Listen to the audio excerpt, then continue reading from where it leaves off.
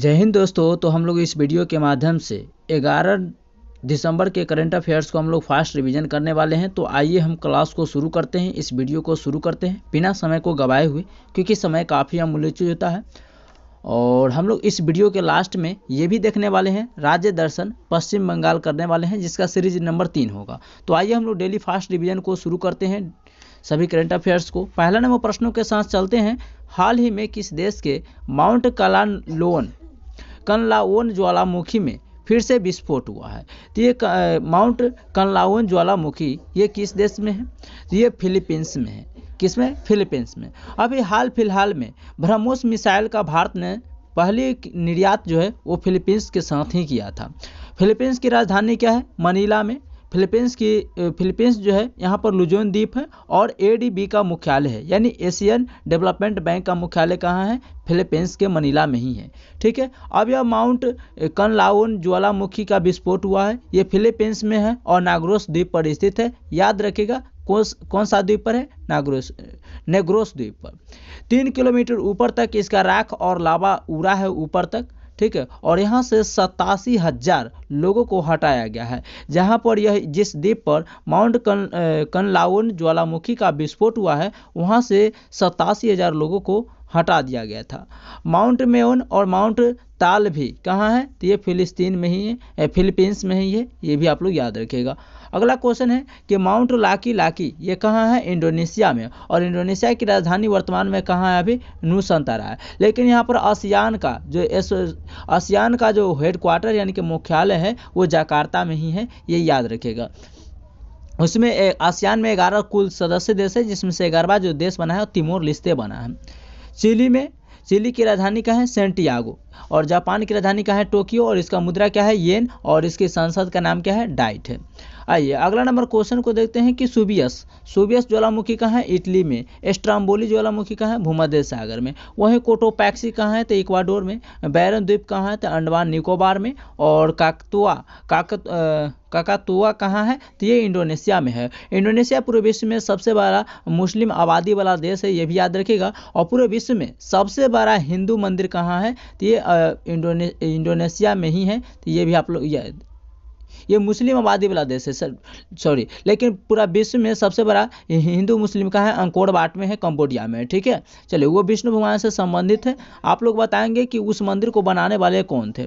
आइए ललन टॉप प्रश्नों को हम लोग देखते हैं कि हाल ही में AI चैट बोट सेवा किसने लॉन्च किया है? तो ये सेबी ने लॉन्च किया है। सेबी के अभी वर्तमान में महिला अध्यक्ष कौन है? माधवीपुरी बुच है। और ये security exchange of board of India इसका जो होता है फुल फॉर्म होता है। वहीं देखिए कि प्रतिवर्ष वर्ल्ड वाइड वेब दिवस कब मनाया जाता है? वर्ल्ड वाइड वेब यानी कि WWW। तो इसका खोज किसने किया था? तो टिम बर्नर्स-ली ने किया था। और इन्हीं टिम बर्नर्स-ली के जन्म दिवस के रूप में 1 अगस्त को प्रतिवर्ष वर्ल्ड वाइड वेब दिवस मनाया जाता है, क्योंकि WWW का फुल फॉर्म क्या होता है? वर्ल्ड वाइड वेब होता है। ठीक है। अगला नंबर प्रश्न की ओर चलते हैं। अगला क्वेश्चन क्या कहता है? हाल ही में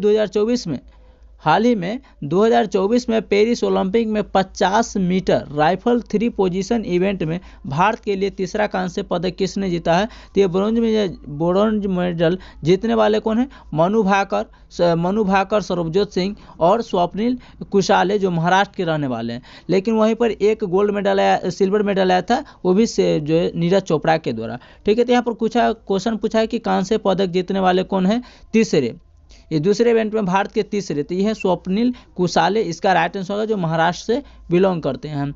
अगला क्वेश्चन है, हाल ही में सटीक मौसम पूर्वानुमान के लिए जीनकास्ट AI को मॉडल किसने लॉन्च किया है? तो ये जीनकास्ट AI लॉन्च किया गया है और यह समय में जो भी वेदर में जो भी मौसम होंगे उनका सटीक जानकारी दिया जाएगा पहले ही, कि आंधी आएगा, इसके बाद या तूफान होगा, या मौसम आगे का कैसा होगा, उसके पहले पूर्वानुमान में यह बताया जाएगा। यह लॉन्च करने वाला कौन है? गूगल है। अब जीनकास्ट AI, अब इसका लॉन्च गूगल डीप माइंड ने किया है। यह AI मॉडल पर आधारित है और AI का फुल फॉर्म होता है आर्टिफिशियल इंटेलिजेंस होता है। इसका उद्देश्य क्या है, क्यों लॉन्च किया जाएगा? तो ये 15 दिन पहले मौसम को सटीक जानकारी देने में हेल्पफुल होगा। आइए अगला नंबर क्वेश्चन को देखते हैं। हाल ही में सफा परीक्षण चक्र किसने प्रारंभ किया है? तो CBSE ने इसको लॉन्च किया है। CBSE का फुल फॉर्म क्या होता है और इसके वर्तमान में भी अध्यक्ष नियुक्त किए गए हैं, कमेंट्स में आप लोग बताएंगे। हाल ही में पेरिस ओलंपिक 2024 में टेनिस में पुरुष एकल वर्ग का स्वर्ण पदक किसने जीता है? तो अभी हाल ही में पेरिस ओलंपिक हुआ है और पेरिस ओलंपिक में जो 2024 में जो टेनिस पुरुष एकल का खिताब जीता है, वो भी स्वर्ण पदक गोल्डन मेडल, वो जीतने वाले कौन है? नोवाक जोकोविच। और नोवाक जोकोविच कहाँ के हैं? सर्बिया देश के रहने वाले। नेक्स्ट क्वेश्चन है कि हाल ही में academy of motion picture arts and sciences के अध्यक्ष किसे नियुक्त किया गया है? तो जेनेट यांग को। तो याद रखिएगा, एकेडमी ऑफ मोशन पिक्चर जो है इस आर्ट्स एंड साइंसेज का अध्यक्ष जो है जेनेट यांग को चुना गया है। वहीं ऑस्कर अवार्ड 2025 में भारत की कौन सी फिल्म है? तो ये लापता लेडीज के लिए ऑस्कर अवार्ड 2025 के लिए नामित किया गया है लापता लेडीज को। नेक्स्ट क्वेश्चन है, हाल ही में WTA player of the year 2024 के लिए किसे चुना गया है? तो आर्यन सबलेका को चुना गया। किसके? आर्यन सबलेका। अब WTA player of the year, तो WTA का फुल फॉर्म क्या होता है? तो W से होता है वुमेन टेनिस और एसोसिएशन, इसका फुल फॉर्म होता है। ये महिला टेनिस संघ से संबंधित है। हिंदी में कहते हैं महिला टेनिस संघ और इंग्लिश में कहते हैं वुमेन टेनिस एसोसिएशन। आर्य सबलेका कहाँ के रहने वाली? बेलारूस के। ऑस्ट्रेलियन ओपन 2024 वाला, US ओपन 2024 वाला और सिनसिनाटी ओपन 2024 वाला, ये तीनों खिताब जीतने वाले कौन है? आर्य सबलेका हो जाएंगे, जो बेलारूस के रहने वाले।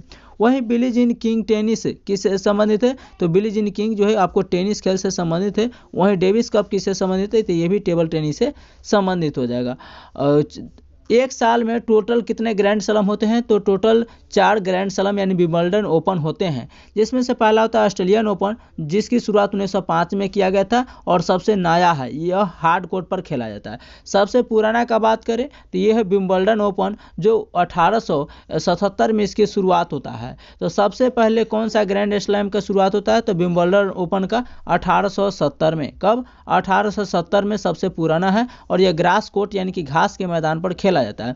फिर उसके बाद देखेंगे तो विंबलडन ओपन के बाद शुरुआत हुआ था US ओपन को 1881 ईस्वी में, यानी 4 साल बाद 1881 ईस्वी में इसकी शुरुआत होता है और यह हार्ड कोर्ट पर खेला जाता है।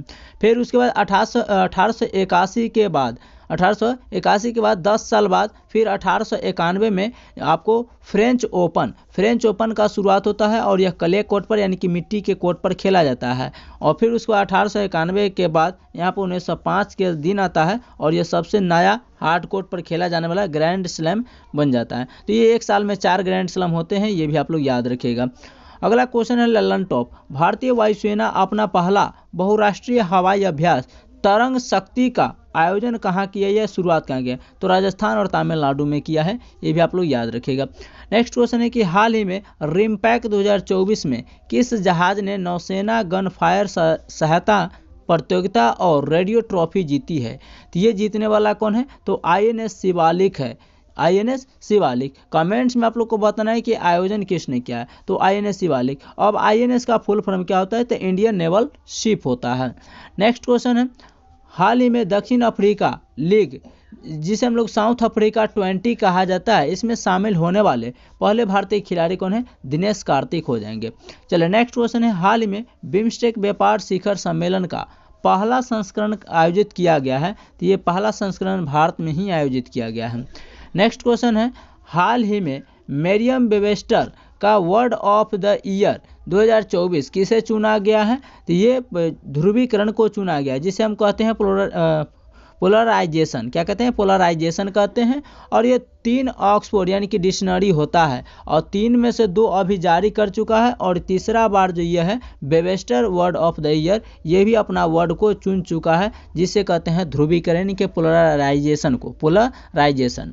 अब इसमें से पहला कौन था? तो ऑक्सफोर्ड डिक्शनरी था, जो अपना वर्ड ब्रेन रोट को चुना था। कौन सा? इसके द्वारा चुना गया वर्ड कौन सा था? तो ब्रेन रोट। और ब्रेन रोट किसके लिए चुना गया था? तो जो भी व्यक्ति रील्स मीम्स ये देखने वाले होते हैं जो कम गुणवत्ता होता है, जैसे कि रील्स में क्या होता है कि बहुत सारे ऐसे भी रील्स होते हैं जिसमें आपको कुछ सीखने को नहीं मिलता है, तो उसे हम कहते हैं कम गुणवत्ता।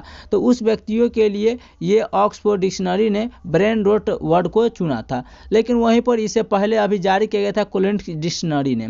कोलेंट डिक्शनरी ने ब्रैड शब्द को चुना था, उसके बाद जारी किया गया ऑक्सफोर्ड डिक्शनरी। अब उसके बाद जारी किया गया है मेरियम वेबस्टर और इन्होंने ध्रुवीकरण यानी कि पोलराइजेशन वर्ड को चुना है। ठीक है, उसके बाद हम लोग यहाँ पर देखें तो यूएसए में अभी अब आप लोग को मन में सवाल आता होगा कि पोलराइजेशन शब्द को क्यों चुना गया है, ये इस वर्ड को क्यों फेमस किया। तो यूएसए और भारत में अभी यूएसए में राष्ट्रपति के इलेक्शन हुआ है और भारत में लोकसभा का चुनाव हाल फिलहाल में खत्म हुआ है। अब यहाँ पर दोनों, क्योंकि पूरे विश्व का सबसे बड़ा लोकतांत्रिक देश यही दोनों है। ठीक है, और यहाँ पर सबसे ज़्यादा जो वर्ड का यूज हुआ है वह है ध्रुवीकरण, यानी कि पोलराइजेशन वर्ड का यूज हुआ है। इसीलिए इसे मेरियम वेबस्टर डिक्शनरी है इनको वर्ड ऑफ द ईयर के रूप में घोषित किया है। वहीं हम लोग देख लें ललन टॉप, हाल ही में चर्चा में रही बी रेडी रिपोर्ट का संबंध किससे है, तो ये विश्व बैंक के जो IBRD ने इसे जारी किया है, तो विश्व बैंक से यह संबंधित है। ठीक है, अगला क्वेश्चन है हाल ही में विदेश मंत्रालय और न्यू स्पेस इंडिया लिमिटेड ने किस देश के मुनाल उपग्रह के प्रक्षेपण के लिए समझौता किए है, तो ये नेपाल का उपग्रह होगा। मुनाल किसका होगा, नेपाल का उपग्रह होगा। अभी नेपाल ने भारत की धरती का प्रयोग करते हुए ये बांग्लादेश के जो है आपको 40 मेगावाट का बिजली सप्लाई करने वाला है। तो ये भी आप लोग याद रखिएगा, कितना 40 मेगावाट बिजली को सप्लाई करने वाला है। नेक्स्ट क्वेश्चन है हाल ही में तिमोर लेस्ते के सर्वोच्च नागरिक सम्मान जिसे ग्रैंड कॉलर ऑफ ऑर्डर से किसे सम्मानित किया गया है, तो ये तिमोर लेस्ते जो आसियान का अभी 11वां देश बना है, आसियान का 11वां देश बना है। इसमें टोटल 11 देश है और 11वां देश यही बना है तिमोर लेस्ते। तिमोर लेस्ते का सबसे हाईएस्ट सिविल ऑनर अवार्ड होता है ग्रैंड कॉलर ऑफ ऑर्डर। ये से किसे सम्मानित किया गया, द्रौपदी मुर्मू हमारे देश के राष्ट्रपति को। क्वेश्चन नंबर 5 है हाल ही में विश्व मानवाधिकार दिवस 2024 कब मनाया गया है, तो ये आपको मानवाधिकार दिवस जिसे हम लोग कहते हैं वर्ल्ड ह्यूमन राइट्स डे 2024, ये 10 दिसंबर को मनाया गया है, क्योंकि 10 दिसंबर 1948 को इसी तारीख को मानवाधिकार घोषणा पत्र जारी किया गया था। इसी के यादगार में 10 दिसंबर को मानवाधिकार दिवस मनाया जाता है। तो यहाँ पर 10 दिसंबर हो जाएगा। ठीक है, अब इस बार का थीम क्या है, तो हमारा अधिकार हमारा भविष्य, हमारे अधिकार हमारा भविष्य हो जाएगा। आइए हम लोग इससे संबंधित प्रश्नों को देखते हैं। जैसे NHRC जिसे हम लोग कहते हैं national human rights commission, Hindi में कहते हैं राष्ट्रीय मानवाधिकार आयोग, का उल्लेख हमारे भारत के संविधान में कहाँ पर है, तो भारतीय संविधान के आर्टिकल नंबर कोई में इसका उल्लेख नहीं है, बल्कि संसद के अधिनियम से इसको लिया गया था, यानी कि संसद के अधिनियम में इसका उल्लेख है। आइए इसका स्थापना किसने किया था, तो रंगनाथ मिश्र आयोग के द्वारा किया गया था। इसके अभी वर्तमान में अध्यक्ष कौन है, जस्टिस अरुण है, और इसका गठन यानी फॉर्मेशन जो हुआ है 12 अक्टूबर 1993 को हुआ था। इसका टैगलाइन क्या है, सर्वे भवन्तु सुखिन, सर्वे भवन्तु सुखिन। वहीं हम लोग देख लेते हैं कि महिला आयोग के अध्यक्ष कौन है, विजय राहटकर हो जाएंगे, विजय राहटकर हो जाएंगे। चलिए हम लोग पहला नंबर ललन टॉप के साथ चलते हैं कि हाल ही में देश का पहला राइस ATM कहाँ लॉन्च किया है, तो ये उड़ीसा में लॉन्च किया है। लेकिन चावल वाला पूछेगा तो आपको गुरुग्राम हरियाणा में हो जाएगा कि देश का पहला चावल ATM कहाँ शुरू किया गया है, तो ये गुरुग्राम हरियाणा में। लेकिन राइस वाला पूछेगा तो ये उड़ीसा हो जाएगा। ठीक है, अगला क्वेश्चन है भारत सरकार द्वारा लॉन्च होने वाली दूसरी परमाणु पनडुब्बी कौन सी है, तो पहला परमाणु पनडुब्बी कौन सा था, अरिहंत। अब परमाणु पनडुब्बी का मतलब क्या होता है, यानी कि जो इंडियन नेवल शिप अरिहंत जो लॉन्च किया गया था, इस पर हम परमाणु को भी सफल परीक्षण कर सकते हैं, इसे लॉन्च कर सकते हैं। और दूसरा क्वेश्चन पूछा है ना कि दूसरा परमाणु पनडुब्बी कौन है, तो INS यानी इंडियन नेवल शिप अरिघात है। तो पहला अरिहंत था, दूसरा अरिघात हो जाएगा। तो इससे हम लोग परमाणु को भी क्या कर सकते हैं, लॉन्च कर सकते हैं। अगला क्वेश्चन है हाल ही में किस राज्य के शिवपुरी जनपद पंचायत में देश की पहली PM जनमन कॉलोनी का निर्माण हुआ है, तो यह है मध्य प्रदेश में। कहाँ पर, मध्य प्रदेश। अगला क्वेश्चन है हाल ही में भारतीय सेना ने संयुक्त सैन्य अभ्यास मित्र शक्ति किसके साथ प्रारंभ किया है, तो मित्र शक्ति इंडिया प्लस श्रीलंका के साथ होता है। अगला क्वेश्चन है हाल ही में और श्रीलंका को आंसुओं का द्वीप कहा जाता है, ये भी आप लोग याद रखिएगा। हाल ही में दिवंगत SM कृष्णा किस राज्य के पूर्व CM थे, तो ये जो हाल ही में दिवंगत यानी कि दिवंगत का मतलब होता है कि निधन हो गए हैं SM कृष्ण, ये किस राज्य के पूर्व CM थे, तो ये कर्नाटक राज्य के पूर्व CM थे और यह विदेश मंत्री भी रह चुके हैं। SM कृष्ण हाल ही में इनका निधन हुआ है और ये कर्नाटक बेंगलुरु को रहने वाले हैं और कर्नाटक के पूर्व CM 1999 से लेकर के 2004 ईस्वी तक थे। और बेंगलुरु को सिलिकॉन वैली बनाने वाले कौन थे, यही थे श्री SM कृष्ण। और पद्म विभूषण से इन्हें 2023 में सम्मानित किया गया है, ये भी आप लोग याद रखिएगा। वहीं हम लोग देखें कि श्री रामचंद्र जिनका हाल ही में निधन हो गया है, ये पुडुचेरी के पूर्व सीएम रह चुके हैं। वही हम लोग साइलेंट वैली बोले तो साइलेंट वैली केरल में स्थित है, लेकिन सिलिकन वैली पूरे विश्व में बोले तो यूएसए में है, और विश्व की सॉफ्टवेयर एंड हार्डवेयर सिटी भी इसे कहा जाता है यूएसए को।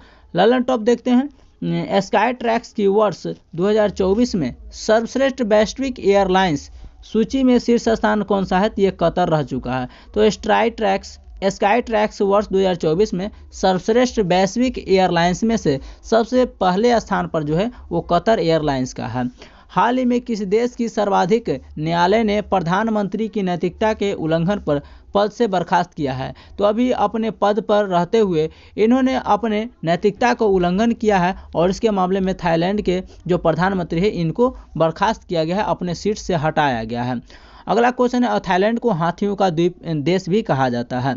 नेक्स्ट क्वेश्चन है कि हाल ही में प्रारंभ उत्तर भारत का सबसे बड़ा फ्लोटिंग सोलर पार्क ओंकारेश्वर कहाँ स्थित है, तो ये मध्य प्रदेश में स्थित है। मध्य प्रदेश को टाइगर प्रदेश, मध्य प्रदेश को भारत का हृदय प्रदेश, और मध्य प्रदेश को सोया प्रदेश कहा जाता है। सोया प्रदेश इसीलिए कि सर्वाधिक सोयाबीन का उत्पादन भारत में मध्य प्रदेश में होता है।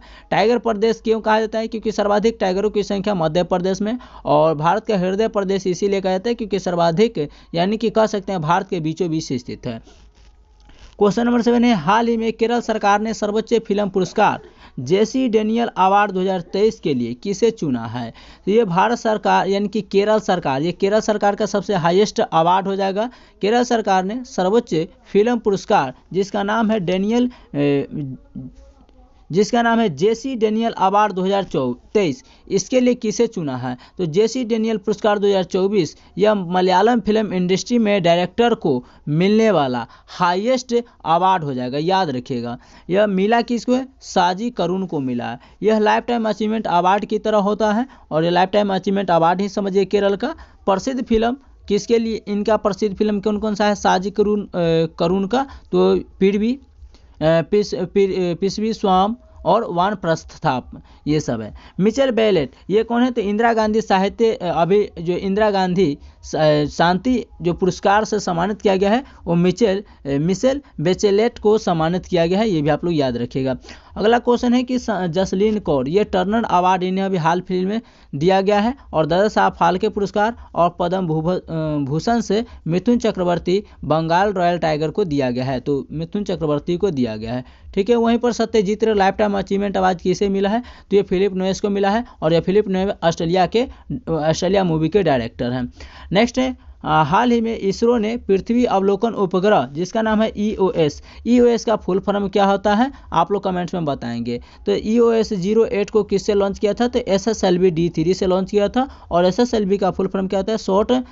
स्मॉल शॉर्ट लॉन्च व्हीकल होता है इसका। ठीक है, चलिए अगला क्वेश्चन है कि हाल ही में संयुक्त राष्ट्र में भारत का अस्थायी प्रतिनिधित्व किसे नियुक्त किया गया है? P हरीश को नियुक्त किया गया है। हाल ही में भारत और सेशल्स के मुख्य न्यायाधीश ने कानून और प्रौद्योगिकी पर अंतर्राष्ट्रीय सम्मेलन यानी बैठक का उद्घाटन कहाँ किया है? तो ये केरल में शुरू किया है। केरल की राजधानी कहाँ है? तिरुवनंतपुरम हो जाएगा।